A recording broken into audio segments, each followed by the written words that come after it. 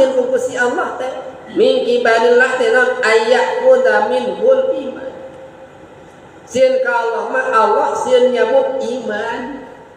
Da iman urang teh terang. Mawinna hiji waktos Sultanul Aulia Tuan Syekh Abdul Qadir Jilani dia hiji waktos pendak sareng pamuda tukang lacu awon pamuda teh nuju nanjeuna pendak sareng pamuda naros pamuda teh anjeunna teh Tuan Syekh abdi teh jami awon Tuan Syekh abdi tukang maksiat Tuan Syekh abdi tukang zina tukang mabok abdi teh Tuan Syekh mun kinten-kinten Tuan Syekh abdi nu tukang maksiat ieu dikersakeun ku Gusti Allah janten waliullah sapertos salira Allah ngersakeun moal kumaha diwalarna ku Tuan Syekh Abdul Qadir Jilani Allah mah bakal ngersakeun sok sanajan jalmi eta tukang maksiat dikersakeun anjeunna kakasih Allah maka Allah ngersakeun kayak gitu nya.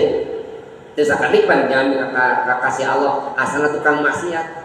Pasina Umar ge awit nama jami tukang maksiat tapi kok jangan sahabat Nabi.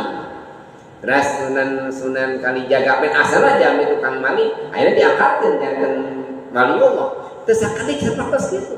Ibrahim bin Adham dina sejarah dikeun seueur jami tukang maksiat diangkat ka walian Allah. Ari sugan teh eta teh moal naros deui.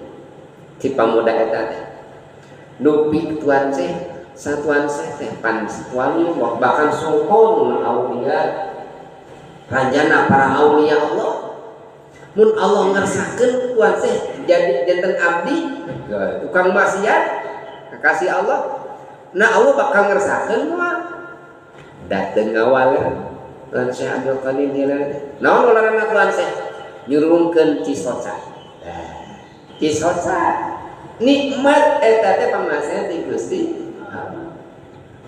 Menawi aya nu dipikasieun ku urang sadaya mingki balillah teh sieun nyana iman. Saur ulang